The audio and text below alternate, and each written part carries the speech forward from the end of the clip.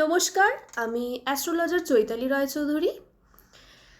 আমি আজকে আলোচনা করব সিংহ রাশির জাতক জাতিকাদের 2025 সাল কীরকম যাবে। 2025 এটাকে হিসাব করলে 9 সংখ্যা দাঁড়াচ্ছে। সংখ্যাতত্ত্ব অনুসারে 9 সংখ্যাটাকে রুল হচ্ছে মঙ্গলদেব, এবং এই মঙ্গল সিংহ রাশির জাতক জাতিকাদের জন্য বা সিংহ রাশির জন্য একটি রাজ্যকারী গ্রহ। তো যে সমস্ত সিংহ রাশির জাতক জাতিকাদের মঙ্গল খুব শুভ স্থানে রয়েছে, তারা কিন্তু 2025 সালে তাদের জীবনে কিন্তু 2025 সালটা খুব ভালো হতে চলেছে। তারা কিছু কিছু জায়গাতে কিন্তু বিশেষ অ্যাডভান্টেজ পাবে। বিশেষত হচ্ছে তারা কিন্তু পরিবার থেকে প্রচণ্ড সাপোর্ট পাবে, এবং তারা বন্ধুদের থেকেও কিন্তু সহায়তা লাভ করবে। আর্থিক দিক কিন্তু তাদের প্রচণ্ড শুভ। যে সমস্ত সিংহ রাশির জাতক জাতিকারা অনেক দিন ধরে ভাবনা চিন্তা করছেন কোনো জমি কিনবেন, বাড়ি কিনবেন বা কিছু প্রপার্টি কিনবেন, ভাবনা চিন্তা করেছেন, তাহলে তারা কিন্তু 2025 সালে জমি, বাড়ি বা প্রপার্টি, নিজের ছোট ছোট ইচ্ছা এগুলো কিন্তু পূরণ করতে পারবেন 2025 সালে। এছাড়াও যারা কর্মপ্রার্থী রয়েছেন 2025 সালে কিন্তু তাদের কর্মপ্রাপ্তি হওয়ার প্রবল সম্ভাবনা লক্ষ্য করা যাচ্ছে।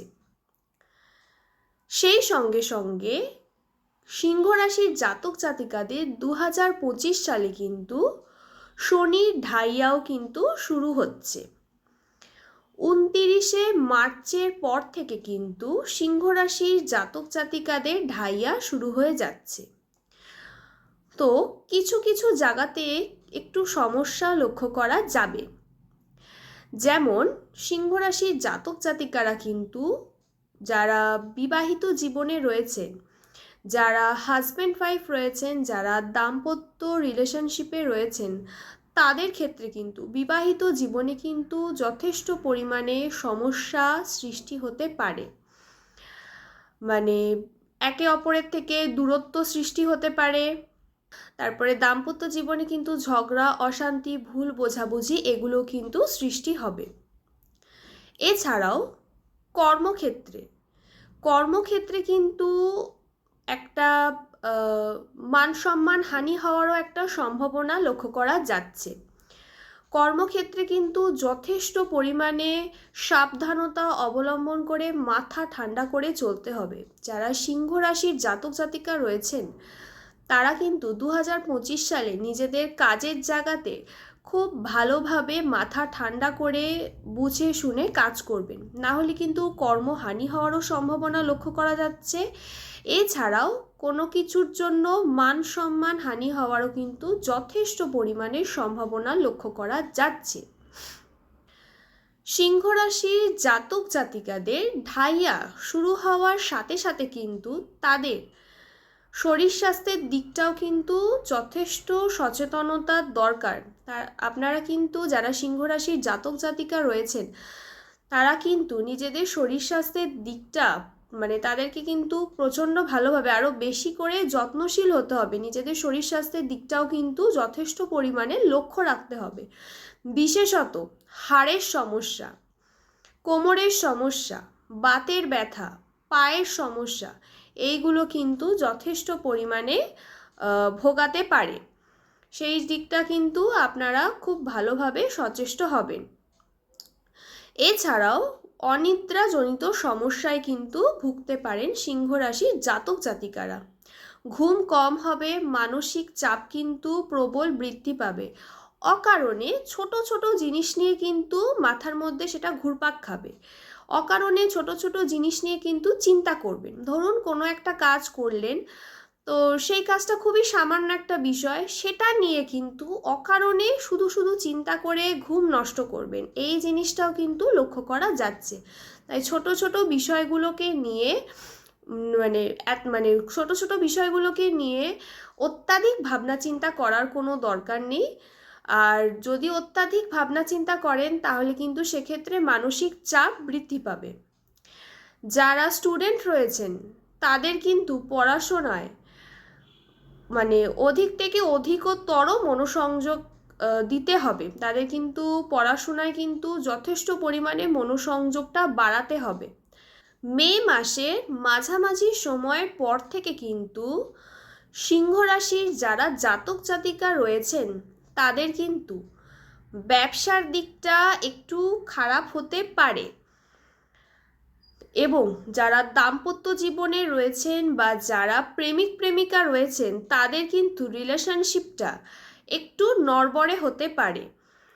হয়তো যারা কাপল রয়েছেন, যারা অনেক দিন ধরে রিলেশনশিপে রয়েছেন, তারা হয়তো কোনো কিছুর জন্য, কোনো সামান্য কিছুর জন্য তাদের রিলেশনশিপ ভেঙে যেতে পারে, বা যারা এখনো পর্যন্ত সেরকমভাবে কোনো রিলেশনশিপে জড়ায়নি তারা হয়তো কোনো ভুল মানুষকে নিজের জীবনে জড়িয়ে ফেলতে পারে।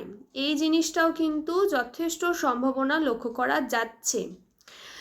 মে মাসের মাঝামাঝি সময়ের পর থেকে সিংহ রাশির যারা জাতক জাতিকা রয়েছেন তাদের কিন্তু একটা সব কিছু বিষয়ের মধ্যে একটা গোপন করার একটা বিষয় লক্ষ্য করা যাচ্ছে।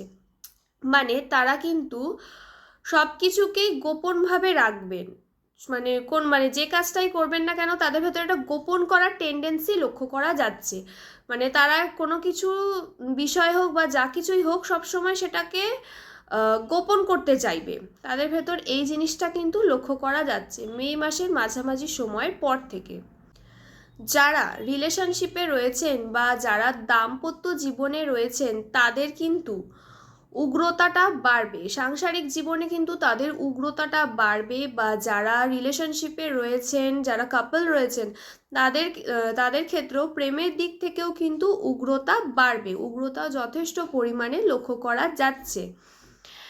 এবং যারা সিংহ রাশির জাতক জাতিকা রয়েছেন তারা কিন্তু চট করে কারুর কথায় প্রভাবিত হয়ে কোনো কিছু ডিসিশন নেবেন না। এই জিনিসটা লক্ষ্য করা যাচ্ছে মে মাসের মাঝামাঝি সময়ের পর থেকে।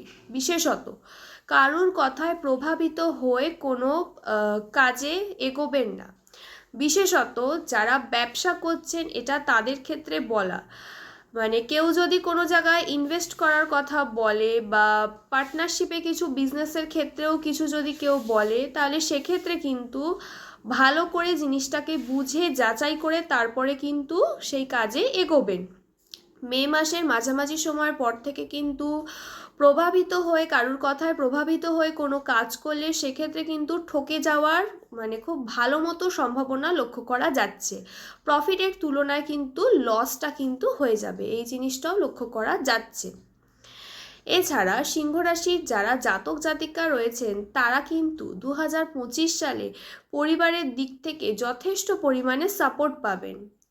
সিংহ রাশির যারা জাতক জাতিকা রয়েছেন তাদের কিন্তু 2025 সালে একটা সাংসারিক জীবনেও একটা বিতৃষ্ণা আসবে, একটা মনোকষ্ট আসবে বা অযথা সন্দেহ, এই জিনিসটা কিন্তু খুব ভালোভাবে ভিতরে কাজ করবে। যারা দাম্পত্য জীবনে রয়েছেন, যারা বৈবাহিক জীবনে রয়েছেন, এটা তাদের ক্ষেত্রে বিশেষ করে বলা, একটা অযথা সন্দেহ ভিতরে তৈরি হবে, সব কিছুতে একটা বিতৃষ্ণা, ভাল লাগছে না, এই টাইপের একটা ভাব ভেতরে তৈরি হবে এবং কিন্তু পার্টনারের প্রতি অযথা সন্দেহ প্রবণতাটা বাড়বে। এই জিনিসটা কিন্তু যথেষ্ট ভালোভাবে লক্ষ্য করা যাচ্ছে।